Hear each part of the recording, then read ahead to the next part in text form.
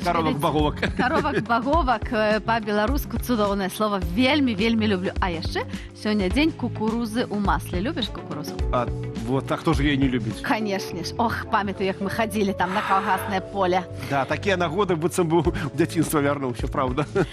Далей нас чакаюць яшчэ больш дарослыя тэмы. Што ж рабіць такое жыццё? І вось пра што мы пагаворым з вамі ў найбліжэйшую гадзіну нашай праграмы.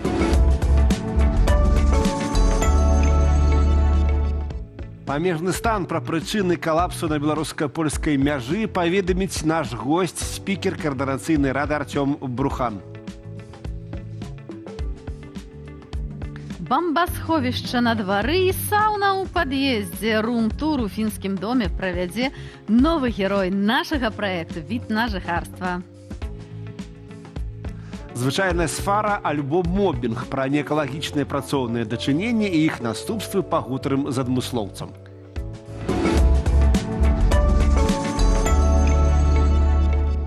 Дарагі сябры, ну і вядома, што тэма апошніх тыдняў самая гарачая – гэта сітуацыя на мяжы. Людзі некалькі дзён стаяць у чарзе, сацеткі напоўненыя сотнямі ролікаў з аўтобусаў, машынаў, і, карацей, все это стаіць поўны калапс.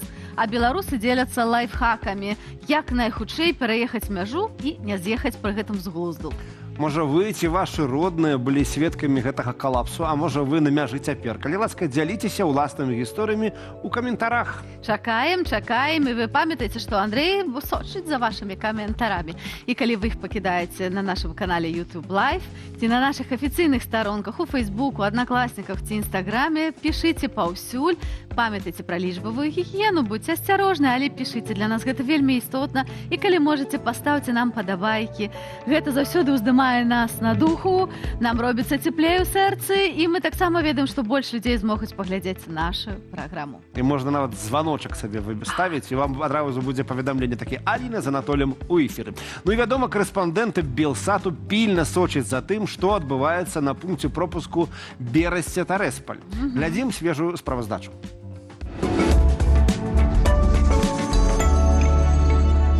Мяжа Беларусі і Польшчы пераўтварылася ў сапраўднае пекла. Людзі праводзяць некалькі сотняў у аўтобусах. Нехта гатуе ежу на газавых плітках, дзеці гуляюць паміж сядзеннямі, старэйшыя спрабуюць паспаць. Бывае і так, што даводзіцца шукаць ваду і туалет. Па сутнасці, цяжка ўсім аднолькава, таму што ўсе ў адным становішчы. Тут ужо справа асабістая, то як псіхалагічна да гэтага падрыхтаваны. Пасажыры аўтобусаў прызнаюцца, каб зэканоміць час, многія ідуць у пачатак чаргі, каб падсесці ў першы аўтобус. За такую падсадку плацяць каля 50 еўраў. У адмысловых тэлеграм-чатах ёсць прапановы і ад прыватных кіроўцаў, якія минаюць мяжу на мікрааўтобусах. З адным з такіх мы звязаліся па тэлефоне. В Бресте может подсесть человек, пожилая женщина? Можно, да, можно.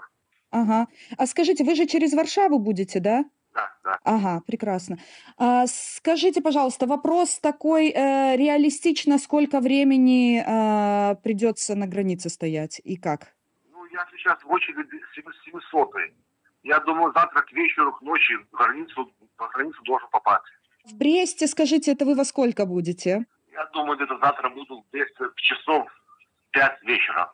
Гэты прыватны кіроўца мікрааўтобусу стаіць у спецыяльнай электроннай чарзе, якая дзейнічае з беларускага боку. Кіроўцы рэгіструюцца праз інтэрнэт у Берасці і атрымліваюць адпаведны нумар. Іх выклікаюць па чарзе. Цяпер у жывой апрацоўцы аўтамабілі зарэгістраваныя яшчэ 13 жніўня ўвечары. Гэта азначае, што сярэдні час чакання складае каля 8 сотняў. А калі запісацца цяпер, то трэба рыхтавацца ўжо да 10 дзён чакання.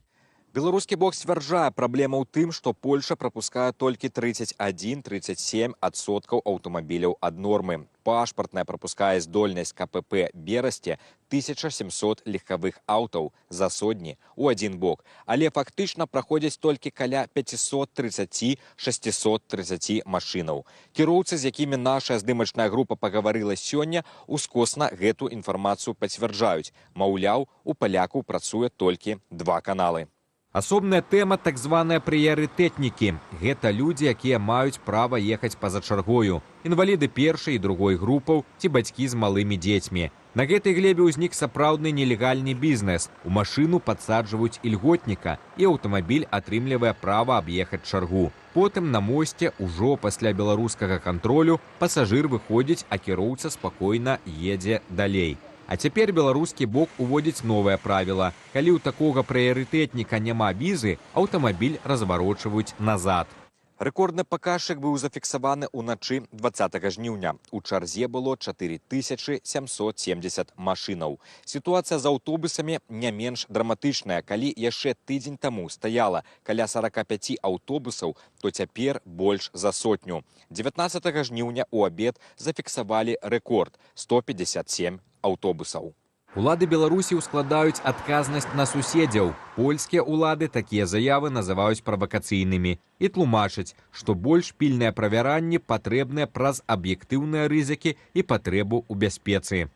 Чарга паміж Берасцем і Тэрэспалем. Гэта ўжо не проста пра транспарт і лагістыку. Гэта люстэрка палітычнай сітуацыі. З аднаго боку ізаляваная Беларусь, якая ўсё мацней закрываецца, з другога Еўропа, якая адчувае рызыкі і зачыняе свае межы. А пасярэдзіне – людзі. Тыя, хто стаіць у электроннай чарзе 8 дзён.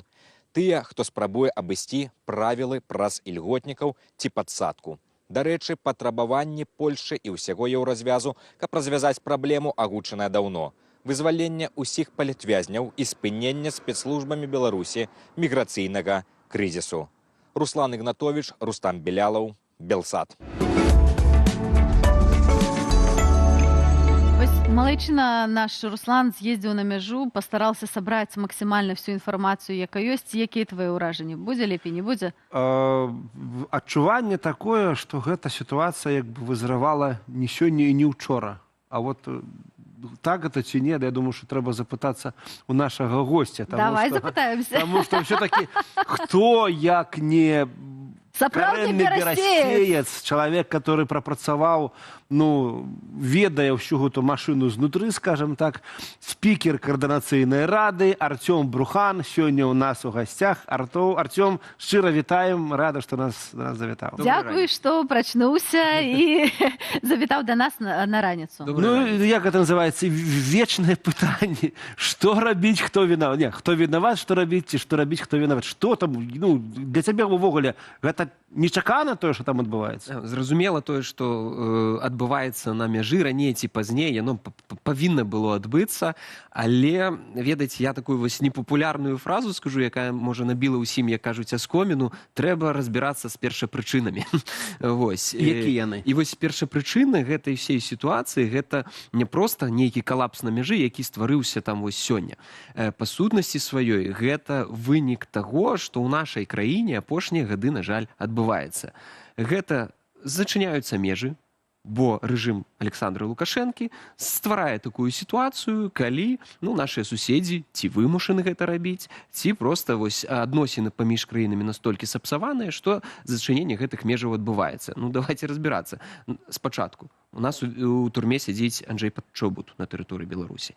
Адбываецца міграцыйны крызіс 21 года. Колькі? Кожны дзень. Кожны дзень. 50 чалавек групай спрабуюць прарвацца. А то вон 600 нават было. Давайте паслухаем палітычныя заявы. Нават не толькі практычнага. Палітычныя заявы. Польша варожая, там нейкія зборы супрацьстаяння.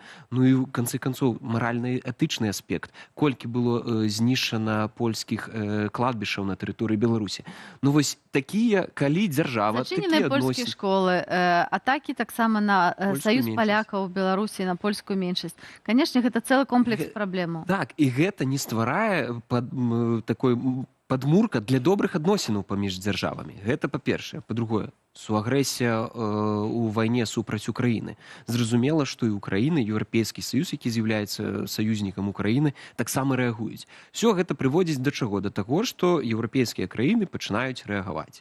Спачатку Латвія, потым Літва больш жорсткія меры прымае, і, зразумела, Польша. І все прывяло да таго, што на сённяшні дзень у нас па сутнасці працуе адзін пагранічны пераход. Я памятаю, як зачынілі брузгі блізкі майму гарадзенскаму сэрцу пераход, праз які мы ўвесь час звычайна ездзілі ў Польшчу. Быў штурм імігрантаў, які быў пашкоджаны сам пагранпераход, і тады польскі бок вырашыў зачыніць гэта.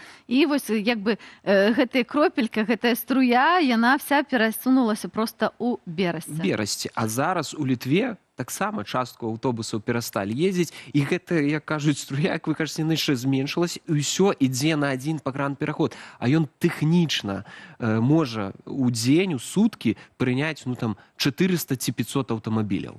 І гэта ўжо праблема. А я раскажу яшчэ такую гарадзенскую байку. У нас звычайна казалі, што калі б пагаршаліся адносіны з Польшчай, то польскія памежнікі пачыналі такую італьянскую забастоўку. То бок пачыналі працаваць рэальна павольна. То бок, вось мы накопліваецца, а яны працуюць. Нельга сказаць, што мяжа зачынена, але яны працуюць так павольна, каб вось гэта колькасць людзей, якая праходзіла праз мяжу, гэта такі на ўзроўні гарадскіх баек і чутак. А вось, як гэта называецца? А я вот нейкую канспіралогію ў гэтым бачу. Мне падалося, што ўся гэта сітуацыя нейкім дзіўным чынам супала з рознымі мерапрыемствамі бяспекі ў Беларусі. Тыя ж вучэнні, Захад 2025, вось зараз прама адбываюцца. Я толькі пачаліся вучэнні, пачаліся складанасці ўзрастаць на мяжы. Зразумела, што вось сама гэта вайсковая сітуацыя, вайскова-палітычная сітуацыя ў Беларусі і ў рэгіёне, яна ўплывае на гэтыя працэсы, але ўсё ж такі ў першую чаргу нават прапаганда зараз запусціла новы наратыў, што польскі бок не прапускае беларускіх турыстаў, каб яны не назіралі за перамяшчэннямі вучэнняў на тэрыторыі Польшы. Вось гэта, яна проста зеркаліць. Яны не хочуць, каб іх перамяшчэнні бачылі, і вось зеркаліць на польскі бок. Але па сутнасці, давайце, вось вельмі дрэнныя адносіны паміж дзяржавамі, зачыненне памежных пераходаў, зразумела чаму, таму што міграцыйны крызіс. І трэцяе, жнівень, давайте таксама не забываць. Шмат людзей едуць адпачынкі, альбо пабачыцца са сваімі сваякамі, дзецьмі, якія не могуць прыехаць у Беларусь. Такіх людзей стала нашмат больш пасля 2020 году. Усё гэта складаецца ў адзіны кантэкст. І давайте таксама не забывацца, што граніца, мяжа, гэта заўсёды бізнес. Вось як берасцеец, гэта вельмі добра ведаю. Раней ці вешалі нейкія на сябе тэлевізары, айфоны, тэлефоны, аўтамабілі. Можна было за 100-200 еўра павесіў фармальна, іх перагналі. І ты атрымоўваеш нейкія грошы. Тое ж самае робіцца зараз. Вось такі бізнес. Людзі, якія маюць льготную магчымасць льготна перасякаць мяжу, яны проста падсаджваюцца ў прыватныя аўтамабілі і праязджаюць льготна без гэтай чаргі ў 4000 аўтамабіляў, атрымоўваюць за гэта грошы, вяртаюцца. І зразумела, што гэты бізнес пачаў працаваць, і гэта таксама замінае працэсу. То бок, усё складваецца такім чынам, што, канешне, можна прасцей за ўсё сказаць, гэта польскія памежнікі медленно працуюць. Гэта неправда. Праўда ў тым, што вельмі шмат кантэкстаў, якія ствараюць вось гэтую калапс на мяжы. А калапс на мяжы з якога боку? З беларускага. Давайте таксама гэта разумець. Наш рэпартёр Руслан, прабачаюся, ён спецыяльна ездзіў ўжо некалькі разоў на мяжу паглядзець, што адбываецца з польскага боку. З польскага боку нічого не адбываецца. Там фактычна ціха, спакойна. Аўтобусы проста выязджаюць з мяжы, і едуць далей. А ёсць жа веб-камеры, которые паказваюць якраз такі беларускі бок, і там можна ўбачыць, што машын там больш, чым звычайна. Той атрезак прымежнай тэрыторыі, которые камеры ахоплююць, бачна, што яны стаяць там некалькі радоў і реально стаяць проста. Я хацеў такое яшчэ пракаментаваць, што я здзіўляюся заўсёды кемлівасці людзей, без ацэнкі наступстваў гэтай кемлівасці, але вось я здзіўляюся кемлівасці людзей. Прыдумалі нешта дзяржава прыдумвае беларускае, электронныя чэргі. Людзі такія: так, у нас ёсць варыянт так на гэтым зарабіць. Ты ж расход з гэтымі людзьмі з інваліднасцю, з дзецьмі і гэтак далее. Я іх не ацэньваю, такі ход геніяльны. Просто людзі пачынаюць зарабляць на тым. Але пры гэтым жа мноства людзей сапраўды па тыдню Так. Электронны хоць это чаканне. Зато Берасця на гэтым зарабляе. Мы ведаем, што кошты на кватэры на судні зараз вельмі моцна ўзняліся. Ну, як я казаў, мяжа гэта бізнес, гэта будзе, і я тут, ведаеце, маралізатарстваць не буду. Людзі зарабляюць, і мне нават падабаецца у нейкім сэнсе, што калі ёсць магчымасць зарабляць, людзі гэта робяць. Гэта дэманструе, што нашы беларусы, яны знойдуць магчымасць, не трэба казаць, што мы там ні на што не здольныя. Вось будзе магчымасць, людзі будуць працаваць, зарабляць, знаходзіць розныя крэатыўныя рэчы. У мяне такія два пытанні вось ёсць, не столькі ўжо як берасцейцаў, хаця, можа быць, як і берасцейцу, але больш ужо як спікеру координацыйнай рады. Як берасцеец, можа, ты параеш людзям, которые вось збіраюцца на мяжу, нейкі ёсць чек-ліст, што ім рабіць, каб трошкі, спрасціць для сябе праходжанне граніцы? Можа, там ёсць якія-то дзе-то спецыяльны берасцейцы? Не, я тут больш распавяду пра тое, што зразумела, ўжо там ёсць электронная мяжа, ім прыкладна дасылаюць, яны бачуць, як яна рухаецца, і чалавек можа планаваць. Прыехалі, зарэгістраваліся, паехалі там у Менск, ці там кудысьці яшчэ, там займаўся сваімі справамі і потым вярнуўся. Але калі вы прыехалі ў Брэст і трошкі штосьці зацягваецца, слухайце, схадзіце ў Брэсцкі краявізнаўчы музей, схадзіце ў музей Берасці, нашу гісторыю даведаецеся, схадзіце, пагуляйце па нашаму Брэсту. Гэта ж таксама добра, унутраны турызм, савецкая вуліца, так. Бо там апошнім часам вельмі шмат расейцаў гуляе на гэтых вуліцах. Мне вельмі хацелася, каб там больш беларусаў гуляла. Гэта таксама важна, бо мы ўсё ж такі, ведаеце, не гледзячы на тое, што даўно не былі дома, мы вельмі, я вось вельмі хачу, каб там было ўсё добра, каб там ўсё людзі працавалі, рабілі добрыя рэчы і натхняліся нашай Беларусі, нашай Па сваёй працы ёсць два горады ў Беларусі, дзе я набываў найбольш. Гэта Мазыр, Мазыр, Пінск і Берасці. Во, бачыш. А як спікеру координацыйнай рады можна задам? Ну, добра, давай, яшчэ адно, а потым я. Палітычнае развязанне гэтай сітуацыі, ці ёсць яно? Калі вось на мінулым тыдні было шмат сустрэч у амбасадах, у тым ліку мы сустракаліся з Паў Павлычым Латушкам і Паўлам Баркоўскім у польскім МЗСе, і гэтае пытанне было ўзнято.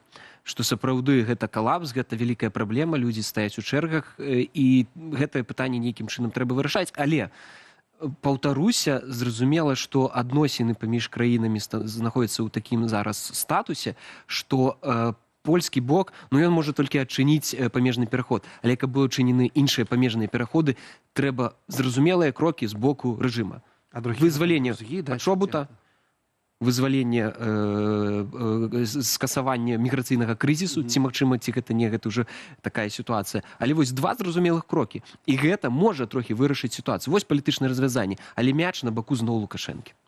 Мы бачым, што гэты мяч часта застаецца на баку Лукашэнкі, далей ён нікуды не ідзе. Мы ведаем пра званкі Трампа, які званіў Лукашэнку, і ўжо і потым яшчэ адзін твіт напісаў, і Лукашэнка пакуль не рухаецца, але, канешне ж, мы все чакаем... Вчора хваліў очень сильно Трампа. Хваліў так, але мы чакаем не проста слово. Хочацца, каб было штосьці вельмі канкрэтнае, практычнае. Мы все чакаем, канешне, вызвалення палітвязняў, у тым ліку нашых калегаў з Белсата, які знаходзяцца за кратамі, але, канешне, усіх.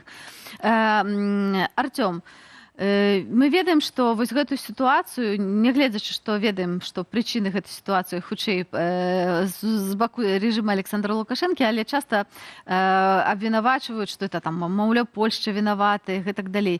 Сёлета, вось на гэтым тыдні ў Польшчы абмяркоўвалі дрон расійскі, які шахет прыляцеў з Беларусі у Польшу, упаў там каля Любліна, і гэта ўзарвалася, і гэта была рэальна крызісная сітуацыя, якая узбудзіла ўсё польская дзяржаву, спецслужбы, войска і гэтак далей. Бок мы разумеем, што хутчэй за ўсё, калі такія сітуацыі працягнуцца, то сітуацыя на мяжы лепей не стане, правда?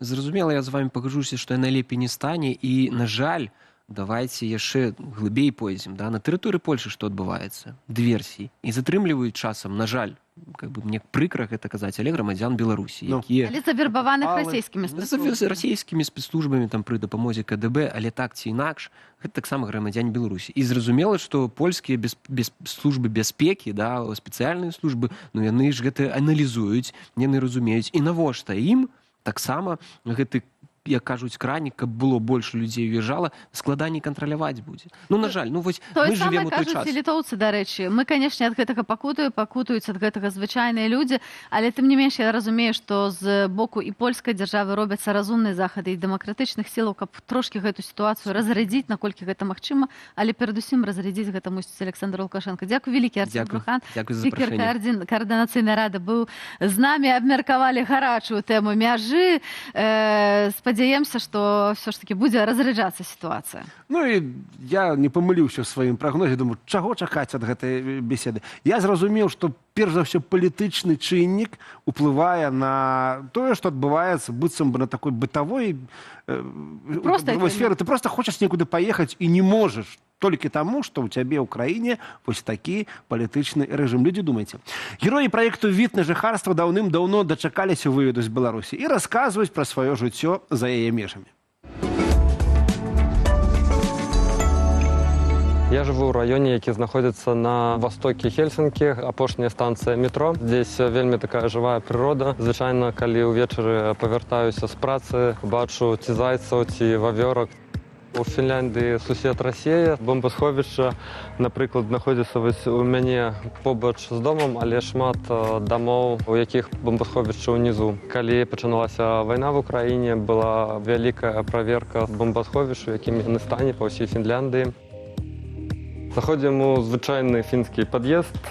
Заўжды зустрічае нас спісак жыльцоў, хто на якім паверхе жыве. Гэты дом не вельмі такі багаты, таму ім толькі адна сауна. Таксама здесь ёсць склад для велосипедаў, дзецкіх колясак и другого инвентаря. Раньше в Финляндии было принято, каб у доме жыў нейкі такі мужчына ці жанчына, які глядзеў за усім доме, правадзіў мелкія ремонты. І у нас такі таксама жыў, але ж зараз ён вельмі таком слабеньком стане, ён уже вельмі пажылы. Але ж вось яго такі уголок, где ён свой інструмент храніў, і мы можам зараз карыстацца, калі гэта каму нешта патрэбна. Адзін ключ адкрывае амаль што ўсе дзверы, і кватэру, і сауну, і сарай. Такія тут каморкі, таксама яны заўжды ёсць у ўсіх жыльцоў. А ў некаторых дамах яны знаходзяцца на крышы, у некаторых дамах яны знаходзяцца ў падвале. Вітаю вас у звычайную фінскую кватэру. У мяне кватэра трохкомнатная, 70 квадратных метров. Это самая большая комната гостиная. Есть таксама балкон. Кухня таксама вельмі вялікая для мяне. Я вельмі гэтым даволены. Вельмі падабаецца, калі халадзільнік аддзельна ад маразілкі. Вельмі зручна, хотя я живу один.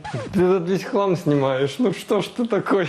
Таксама лічу самай важнай штукай на сябе на кухні гэта пасудамойка. У мяне невялікая траўма дзетства, калі мяне заўжды заставлялі мыць пасуду пасля ўсіх. Ванная, на жаль, нічога не адрамантавана. Яна ў сваім 83-м годзе так і выглядала. Не рамантаваў, бо будзе вельмі хуткім часе ремонт у ўсім доме труб. Гэта две спальні, адна больш вялікая, со сцяной з шкафоў. Я яе выкарыстоўваю для сябе ці для гасцей. Другая спальня, яна таксама являецца маім працоўным кабінетам для обучения. Тут мой камп'ютар. Кватэра у мяне трохпакаёвая, займае 70,5 квадратаў. Купляў яе каля 8 гадоў таму назад, плаціў 168 тысяч евро. Квартплата здесь стабільная на працягу ўсяго года. Яны суміруюць усе расходы, якія былі на працягу года, і дзеляць іх на таксама количество квадратных метраў і месяцы, каб яна была стабільнай заўжды. Я плачу каля 480 евро за сваю кватэру. Калі я выбіраў кватэру, маім главным крытэрыем было тое, каб наступныя дамы былі далей ад майго, я мог бачыць нейкую перспектыву са сваіх акон.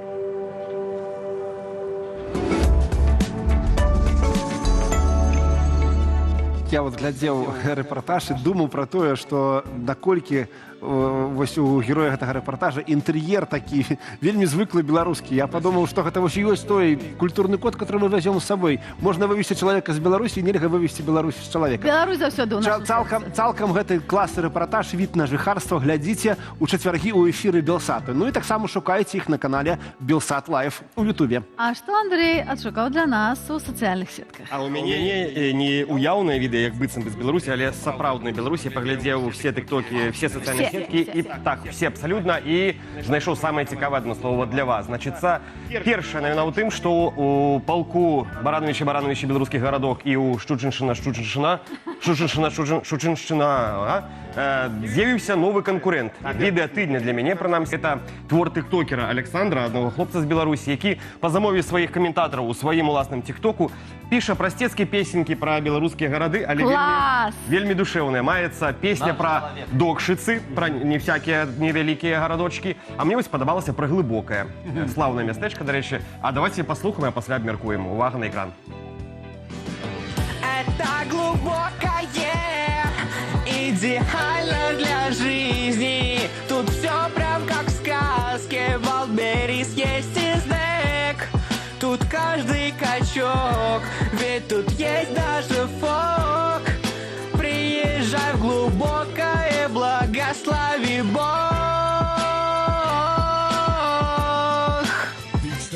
Чаго нельга адмовіць гэтаму тыктоку? Вось гэта назва канала абсалютна правільна. Супер Саня Кайфарик. Прывітанне, супер Саня. Я ўбачыў рэінкарнацыю адначасова Майкла Джексона і Сергея Зверова. Працягвай. Ось такія беларускія таленавітыя хлопцы. Будзем спадзявацца, што з'явіцца яшчэ гімны і паслухаем. А давайте попросім, каб ён для раніцы гімн зрабіў. Давайте напішам. Хто яго ведае, чым тут яго закончыцца. Добра, працягваем калісіць па маленькіх гарадочках Беларусі, заглядваем у Віцебскую вобласць. Вы ведаеце, што там знаходзіцца самая Парыж, самая прыгожая назва з беларускіх гарадоў. Ёсць таксама, яшчэ калі не памыляюся, Дубай і штосьці яшчэ такое вот інтэрнацыянальнае таксама ёсць. Ёсць Марс. Таксама, ну так вот, рабяты з вядомага аднаго тыктоку беларускага, якія ходзяць і правяраюць, дзе смачна есці, дзе файна турыстыцтваваць па Беларусі. Колькі... І вось яны нарэшце наведаліся ў той самы Парыж, у Віцебскую вобласць, і паглядзелі, колькі французскага у нашых мясцовых парыжанах. Выглядае адменна просто. Давайте поглядим. Багеты были? Подскажите, круассаны можно купить в этом магазине? Как? Круассаны. Не понял. Такая булочка, круассан, французская. Я не знаю французский. А как вы здесь вообще общаетесь тогда? Тут где-нибудь можно купить круассан? Не, на данный момент тут нема у нас. Чебуреки есть в магазине «Фантазии», круассанов нема у нас. До Елисейских полей далеко? Далековато чутка. На машине можно? Вроде бы да. А улиток когда-нибудь пробовали? Да. А где подают здесь? Самим надо найти. Багеты, круассаны, галоўнае чебурек. Як жа гэта міла. Я мільён сюжэтаў бачыў з гэтых Парыжаў беларускіх, і кожны раз гэта вось класная гульня на тым, што гэта Парыж, ну такі з мясцовым, без мясцовых круассанаў, короче. Вось такія навіны з сацсетак, калегі. Ну, цудоўна. І што мы зараз робім? Кіно будзем глядзець? Зараз мы будзем глядзець, да, навіны кіно. Давайте паглядзім навіны кіно разам.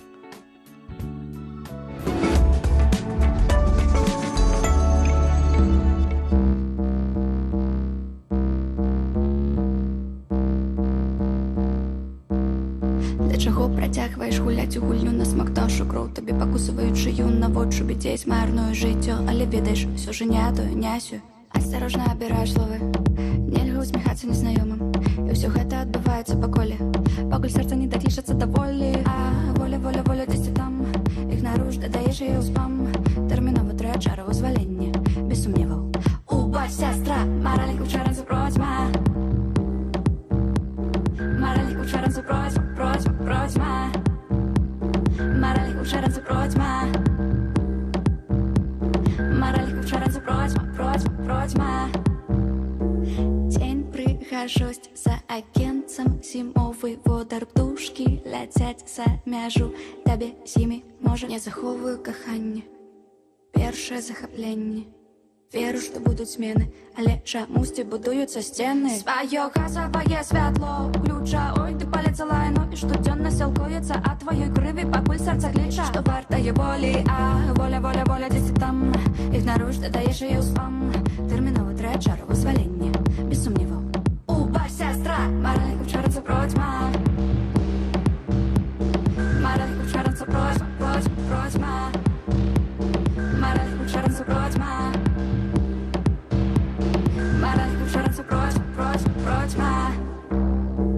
Вай, куды заплылі, а дзень усё змокла, галовы сухія, амаль утапіліся, кідайце кола. А то я пачую апошнія слова. Воля, воля, воля, дзесьці там. Ігнаруеш, дадаеш яе ў спам. У цярплівасці застаўся адзін крок. Уначы кудысьці згінуў незнарок. Маральна кучарацца процьма. Маральна кучарацца процьма, процьма, процьма. Маральна кучарацца процьма. Маральна кучарацца процьма, процьма, процьма.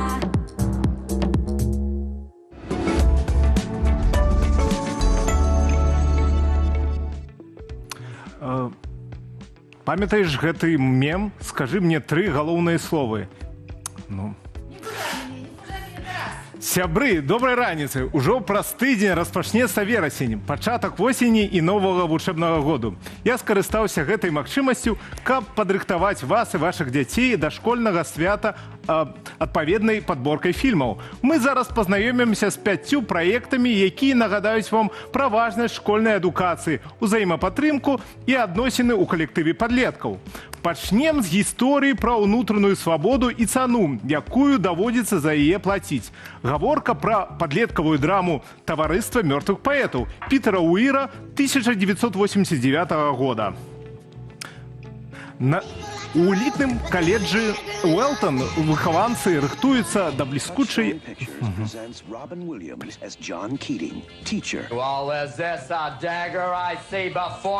Philosopher. I like Byron. I give him a 42, but I can't dance to him. Orator. Oh, Titus, bring your friend hither. And founder of the Dead Poets Society. A bunch of guys sitting around reading poetry. No! Ding! Thank you for playing anyway. What was the Dead Poets Society?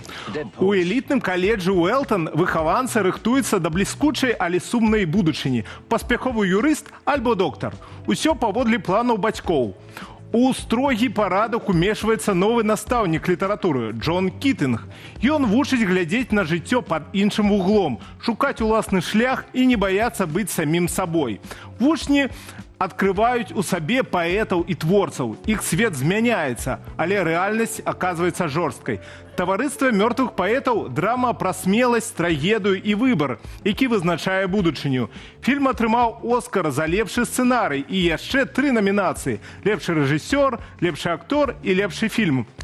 А вобраз Джона Кітынга стала адной з самых яркіх роляў у фільмаграфіі коміка Робіна Уільямса. Калі натхняючую гісторыю з Робінам Уільямсам вы ўжо раней глядзелі, варта звярнуць увагу на «Пакінутых» – свежую драму Александра Пэйна, класіка гуманістычнага кіно сучаснага Голлівуда. I can't fail this class. Oh, don't sell yourself short, Mr. Coates. I truly believe that you can. Every year at Barton Academy, students, faculty, and staff depart the campus for a 2-week winter break.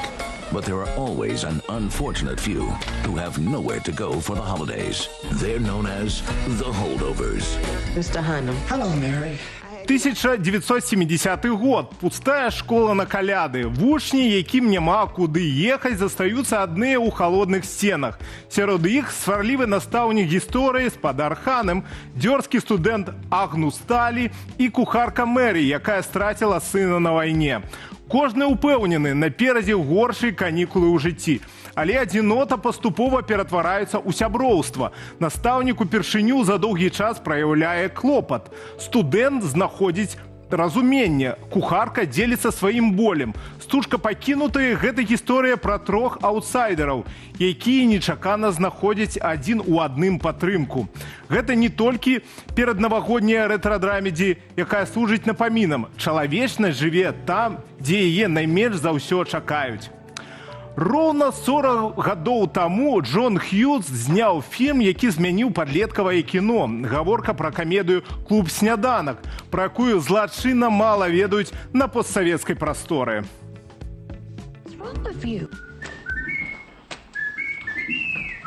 Sir, I don't understand. That's glaringly apparent. I can't fail this class. Oh, don't sell yourself short, Mr. Coates. I truly believe that you can.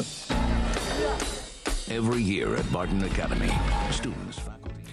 Клуб сняданак пачынаецца ў школьнай бібліятэцы. 5 старшакласнікаў, самая папулярная дзяўчынка школы, спартсмен, разумнік, дзівачка і хуліган застаюцца тут на ўвесь дзень. Замест урокаў ім трэба адказаць на адно пытанне. Хто мы такія? Сваркі, насмешкі, адкрытасці. За 8 гадзін падлеткі паспеюць прайсці шлях ад непрыязнасці да сяброўства. Высветліцца, што за розным дастаткам і маскамі хаваюцца адны і тыя ж страхі. Быць незразумелым, стаць падобным на бацькоў, страціць сябе. Фільм Джона Хьюза стаў маніфестам пакалення.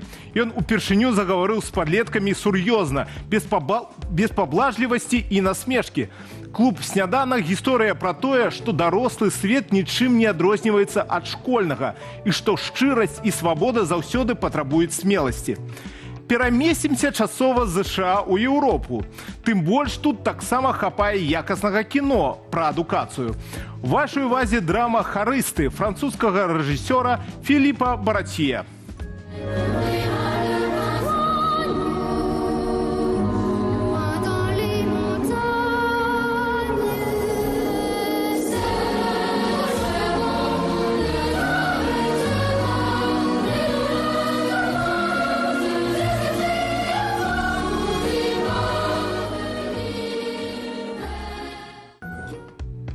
Итак, пасляваенная Франция. Беспрацоўны музыкант Кліман Матье уладкоўваецца ў інтэрнат для цяжкіх падлеткаў. Тут пануе жорсткасць. Дырэктар адказвае на любой праступак пакараннем. Вучні азлобленыя і не вераць дарослым. Матье вырашае змагацца па-свойму. Ён стварае хор і раптам адкрывае ў адным з хлопчыкаў, П'еры Маранжы, рэдкі талент. Фільм «Харысты» стаў галоўным хітом 2004 года ў Францыі. Без экшана і спецэфектаў ён скарыў гледачоў сваёй шчырасцю. Гэта гісторыя пра музыку, якая лечыць душу, пра цяпло настаўніка, здольнага ператварыць азлобленых падлеткаў у хор, які спявае пра надзею. Напрыканцы вас чакае не самы просты фільм. «Адсунутасць» Тоні Кэя. Гэты фільм выйшаў 9 год таму і адразу выклікаў невідавочную рэакцыю прэсы і гледачоў. To meet with you because you come highly recommended as the best sub on the call sheet. That's a somewhat dubious endorsement. I'm Mr. Barth. For those of you who haven't heard, this is English 11A. I understand you're angry. I used to be very angry too. So what's your story? Story? Про сюжет не трэба. Настаўнік Генры Бартс працуе толькі на заменах. Так прасцей, не трэба прывязвацца ні да школы, ні да людзей. Новая школа разваливаецца на вачах. На дырэктарку ціснуць чыноўнікі, настаўнікі на мяжы, вучні злыя і згубленыя, як і іх бацькі. У самого Барса таксама ад. У клініцы памірае дзядуля, за якога пакончыла з сабой яго маці. Фільм Тоні Кэя «Адсутнутасць» жорсткі і безлітасны. Ён абвінавачвае сістэму адукацыі, грамадства, чалавека ўвогуле. Зняты ён нетыпова для ігравога кіно. Інтэрв'ю на камеру, устаўкі мультыплікацыі, імітацыя дакументальнасці. Быццам сам рэжысёр дыхае ў такт разам з гледачом. Эдрыан Броуді гуляе амаль святога. Ягоны Бартс чужы ў свеце, але неабыякавы. Карціна пакідае адчуванне бяссілля, але і павагу да героя, акцёра ды і рэжысёра, якія вырашылі сказаць праўду. А якое кіно пра школу і адукацыю падабаецца менавіта вам? Дзяліцеся меркаваннямі пад гэтым відэа, калі вам гэта бяспечна. І, натуральна, ёсць што сказаць. Гэта была рубрыка «У кіно з Белсатам» і я, кінаглядальнік Тарас Тарналіцкі. Глядзіце кіно, заставайцеся ў бяспецы і пабачымся наступным разам.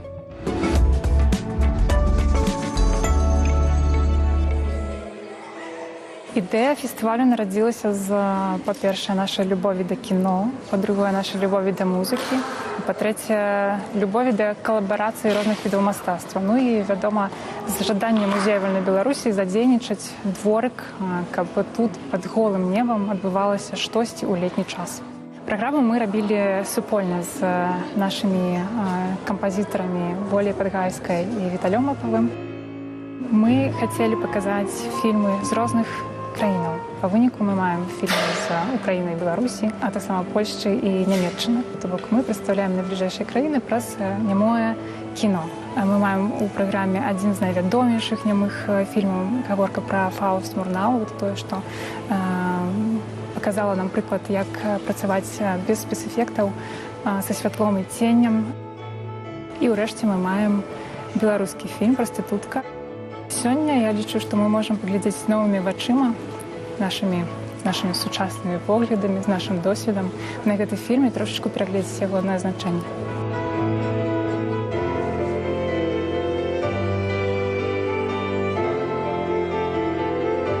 Нямое кіно абсалютна такое ж мастацтва кіно, як любое іншае. Больш за тое, без гэтага перыяду развіцця гісторыі кіно не было б тых спецэфектаў і той дынамікі, якую мы сёння бачым у сучасных кінотэатрах. Гэта вельмі натуральная частка развіцця і гісторыі кіно. На яе вельмі варта звяртаць увагу на тое, як яно расло, як развівалася, якія спосабы шукала, каб выказвацца. Музыку да нашых фільмаў у нашай праграме напісалі беларуская кампазітарка Вольга Падгайская. Яна адна з самых вядомых хіба нашых сучасных кампазітарак і ўжо мае досвед працы з нямым кіно. А таксама польскія кампазітары Дар'юш Прыбыльскі напісаў музыку да польскага фільма «Белы след». Александра Хмелевска напісала акурат музыку да фільма «Прастытутка».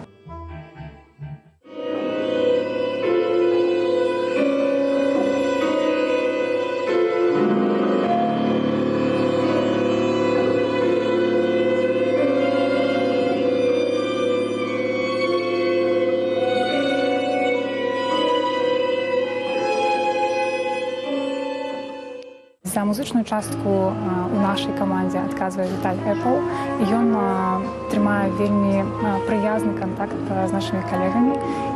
І я сама вельмі чакаю на той вынік, які мы пабачым на кожным з паказаў.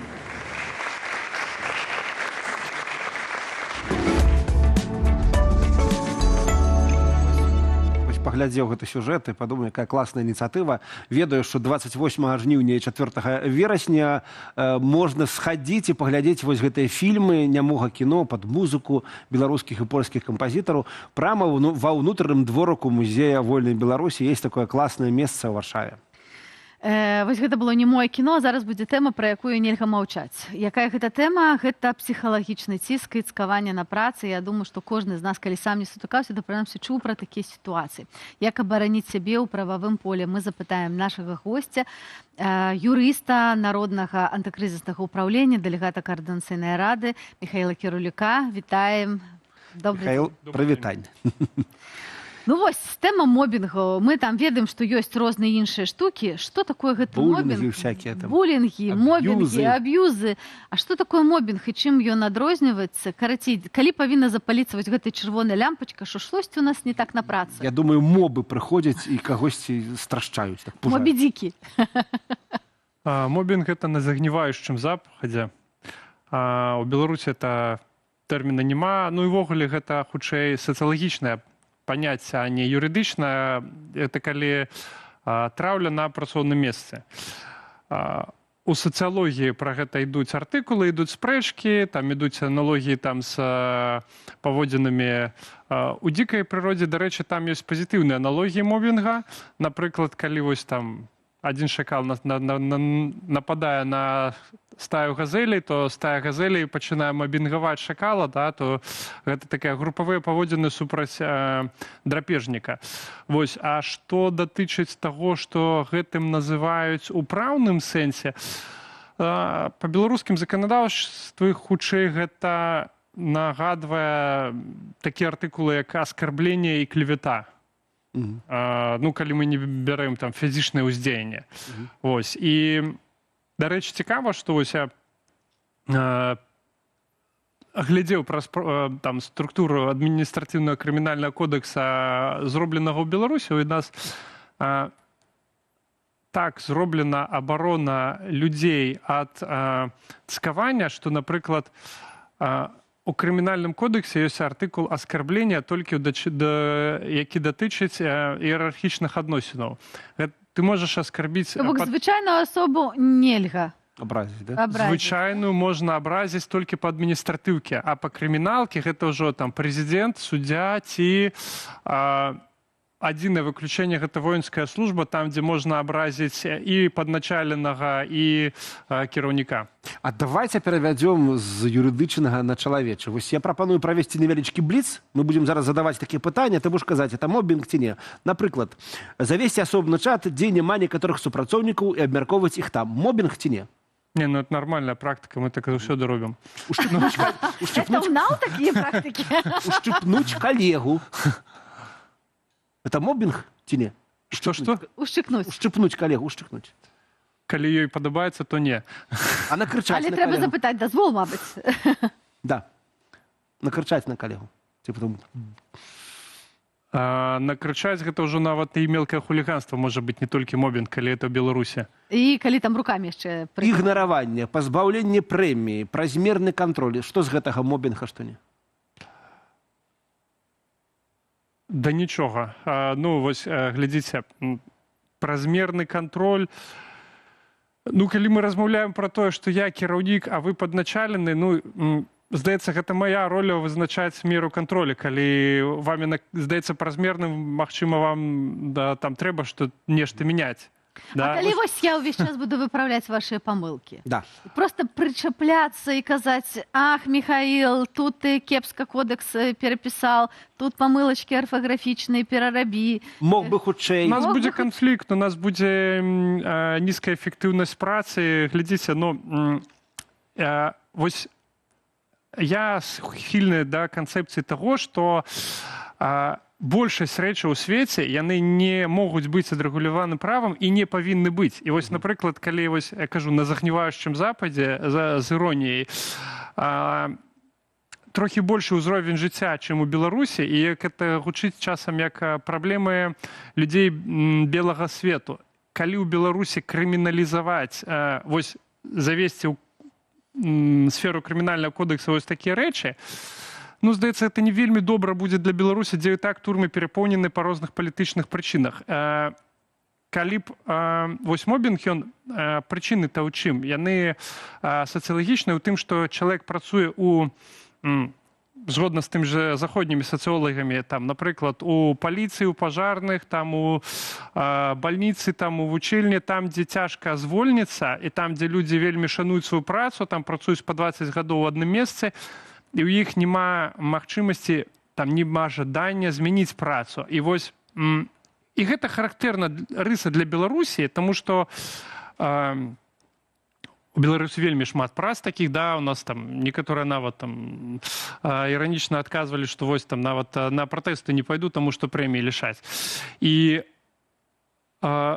што да мяне, то я б хутчэй бы рэкамендаваў гэтым людзям, ну, не заставайцеся на такіх працах, дзе да вас так адносяцца. Не трэба сажаць начальніка ў турму за гэта. Михаил, ну зразумела, але ну мы ж рэальныя людзі, разумеем, што ну не заўсёды ёсць магчымасць змяніць працу. Але калі ты бачыш, што рэальна невыносная атмасфера, калі ідзе такое цкаванне, і калі мы бачым, што гэта мае рэальна сістэматычны характар. Да, перагружаюць працу. Ці мы можам штосьці рабіць, ну вось, каб не прям радыкальна змяняць месца працы, но ты месца, дзе мы ёсць, каб абараніць свае правы як працаўніка. Слухайте, ну я як там працаўнік там з нейкім досведам працы у розных там карпорацыях, я б сказаў, што можна адказваць асіметрычна, можна там пісаць нейкія дакладныя запіскі на кіраўніка, і гэта будзе ўжо залежаць ад палітыкі кампаніі і ад канкрэтнага кіраўніка. Калі ён будзе заінтарэсаваны ў падтрыманні добрай атмасферы, то ён гэта падтрымае там да кіраўніка, да кадраў 1, 2, 3, 4. Гэта можа зрабіць эфект. Можа гэта зрабіць процілеглы эфект. Варта гэта рабіць пісьмова? Гэта варта рабіць пісьмова. Ці проста прыйсці паскардзіцца, сказаць, ой, мяне не любяць. гэта варта рабіць пісьмова, таму што, па-першае, калі чалавек бывае піша свае думкі на паперы, ён бачыць, што там няма нічога вартага пісання, да? І ён пачынае там аддзяляць тое, што варта пісаць ад таго, што не варта. Гэта абсалютна варта пісаць, і калі там ёсць, напрыклад, прямыя абразы, да, там аскарблення, там негодяй, мразь, падонак, нешта такое, і ёсць сведкі, то гэта магчымасць ужо там павесці кудысьці ў бок там адміністрацыйнай адказнасці. А калі атрымліваеш непажаданыя фотаздымкі з рознымі часткамі цела ад людзей, які вышэй за цябе, слухайце, што з гэтым рабіць? Гэта крыміналка, гэта, вось, дарэчы, такая рэч, якая, я лічу, што павінна быць больш дэкрыміналізавана, таму што, ну, прабачце, калі ў Беларусі за гэта атрымліваюць людзі, вось я ўчора там сустракаўся некалькі год турме. Сустракаліся з такой асобай?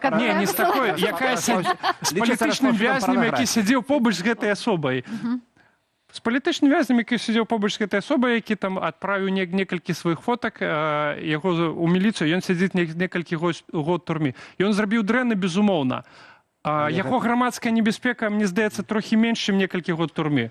Але вось гэта, то, што вы кажаце, яно дакладна можа мець наступствы, бо да парнаграфіі ў беларускіх ментоў такое адносіна, як для вельмі лёгкай справы набіць сабе паказчык. Ну вось я зразумеў, што на самай справе з аднаго боку трэба быццам бы ўсё гэта фіксаваць, ісці юрыдычным шляхам, але з другога боку, ведаючы унутрыкарпаратыўную культуру, людзі хутчэй пагодзяцца там на нейкую мадэрацыю, на нейкую там беседу сумесную. Можа быць, пара ўжо і ў Беларусі ўводзіць вось гэтыя антымобінгавыя камісіі, которые, я так ведаю, даволі эфектыўна працуюць якраз такі ў заходніх кампаніях, арганізацыях.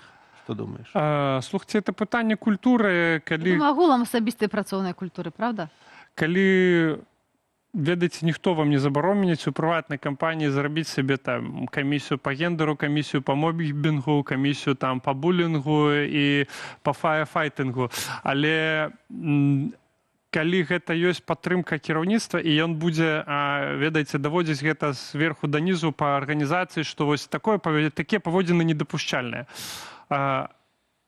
Што датычыцца, як чалавеку абараніць свае правы, вось, ведаеце, ёсць две катэгорыі справаў, калісьці камерцыйным правнікам працаваў, і гэта такая катэгорыя, вось як вы расказваеце, яна будзе вельмі выгадная для адваката, да? Я магу сказаць, мы пойдём з табой судзіцца да Верховнага суда, і я на этом зараблю. Мы будзем судзіцца 2 гады. Заробіць толькі адвакат. То, што заробіць чалавек сабе, ён, ну, хутчэй за ўсё, ён пацешыць сваё эго трохі. Малаверагодна, што нешта атрымае. Зараз беларуская правая сістэма накіравана на абарону іерархіі. Вось калі ён скажа, што гэты нягоднік называў мяне падліцом і яшчэ ў яго ў кішэні быў БЧБ, ну, такая вось, як быццам бы, неспартыўныя паводзіны, тады, магчыма, гэта будзе да яго цікавасць. Але я такое не рэкамендую. І што будзе вось другая катэгорыя парадаў, што будзе выгадна не для праўніка, які будзе яго абараняць за грошы там 2 гады, а для яго самога,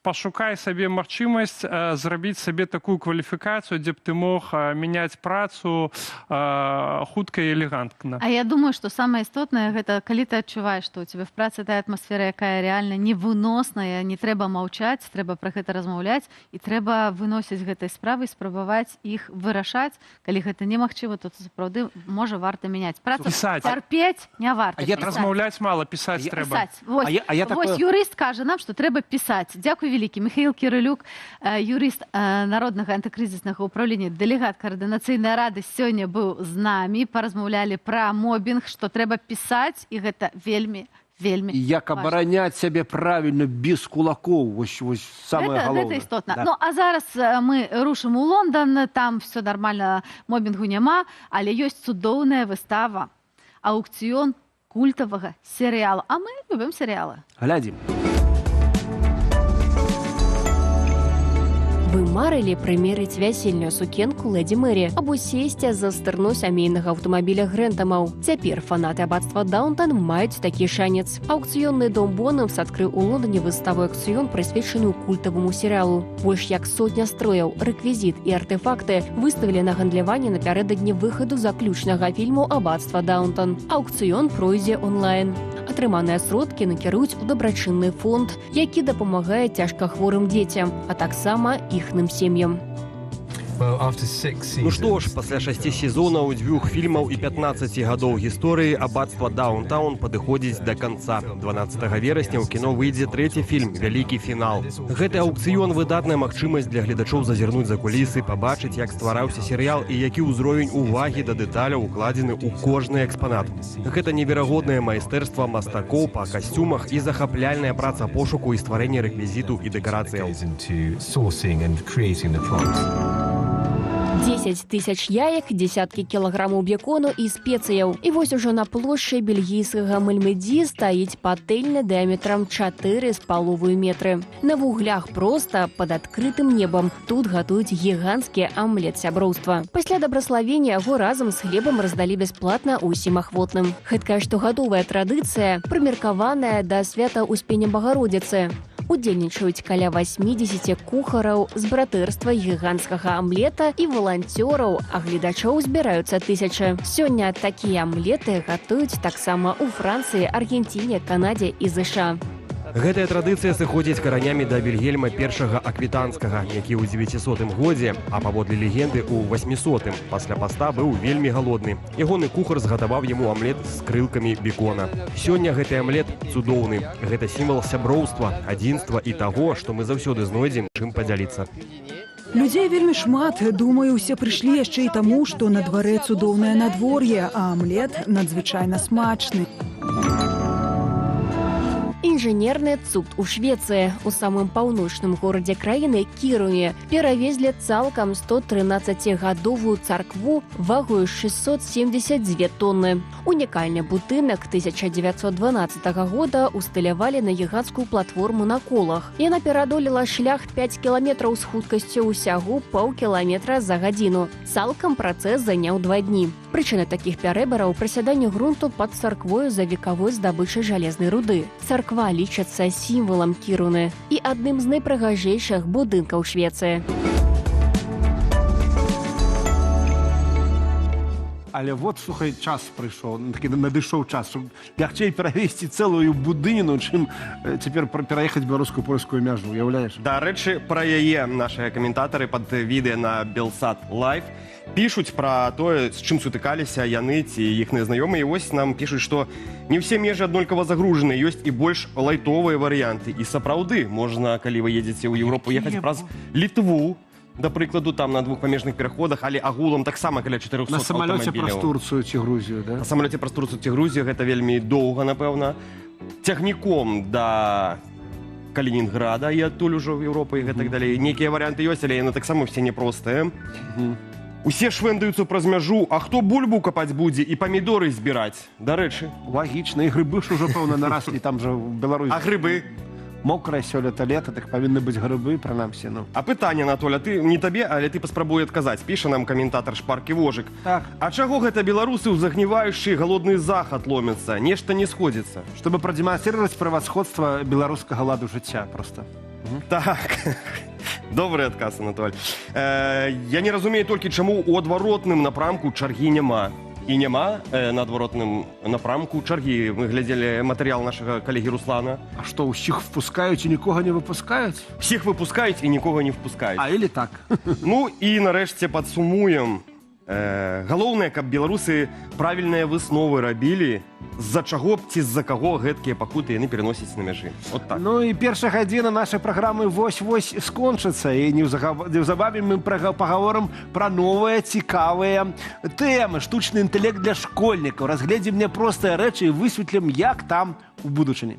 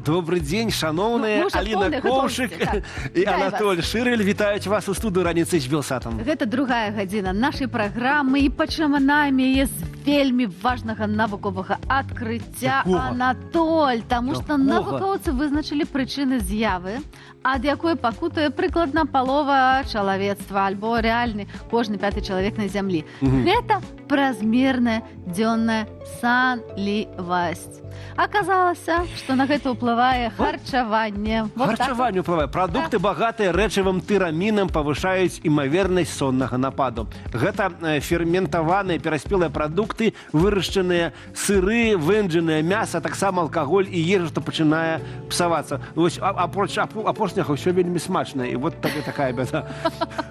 У той час ужыванне омега-3, омега-6, вось гэтых тлустых кіслотаў, якія ў арэхах, у насеннях і ў алеях, у тлустай рыбе, наадварот, зніжае вось гэтую рызыку дзённай сонлівасці. Я асабіста яшчэ на сабе паспрабавала, калі не есці цукру, салодкага, то таксама, калі вось гэты ўзровень цукру, ён застаецца стабільна, то тады і менш хочацца спаць.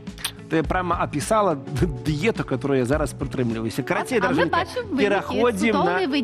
пераходзім на сярэдняземнаморскую дыету і бадзёра сустракаем новую суботу. Ну а для экстра бадзёрасці мы падрыхтавалі вот што.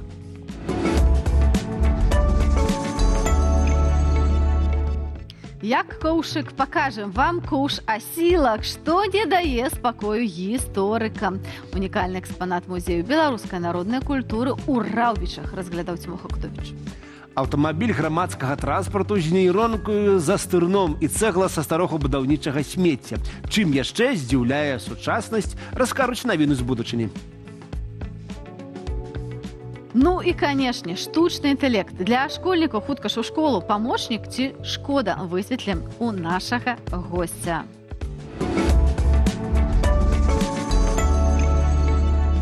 І, канешне, пра галоўнае пытанне сённяшняга выпуску. Мы чакаем вашу гісторыю пра перасячэнне мяжы. Колькі часу стаялі ў фізічнай чарзе, колькі ў электроннай знаходзіліся ці падняліся цэны на кватэры на сотні ў Берасці. Всё, што звязана з гэтай сітуацыяй, которую мы назвалі калапсам, ну, в прынцыпе, не толькі назвалі, так яно і з'яўляецца. Карацей, чакаем вашых гісторый у інстаграме. Адрес вы бачыце на экране, у YouTube-канале Белсат Лайв, дзе, я спадзяюся, вы нас зараз глядзіце, і на афіцыйных старонках Белсату, Фейсбуку, Аднакласніках. Нас глядзіце ўся Беларусь праз VPN. І мы ведаем, што робіце вы гэта з галавой, з адмысловымі нікамі. І памятайце, каб паставіць нам падабайчыкі, напісаць каментары. Мы заўсёды вельмі рады адчуваць вашу сувязь. Вельмі адмысловы рарытэт стаўся героем новага выдання няпростых рэчаў Цімоха Акудовіча. Гэта Аліна Коўш-асілак, ці па-народнаму карэц. Вось, пагляжу і пасплю трошачкі. Не засынай.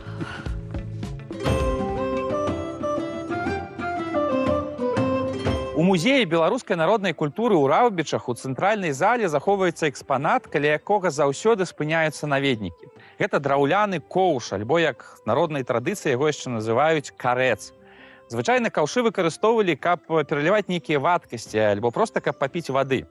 Але гэты коўш дакладна меў нейкае іншае прызначэнне. Па-першае, ён вельмі вялікі. У дыяметры ён мае больш за 50 сантыметраў, і трымаць гэты прадмет трэба 2 рукамі.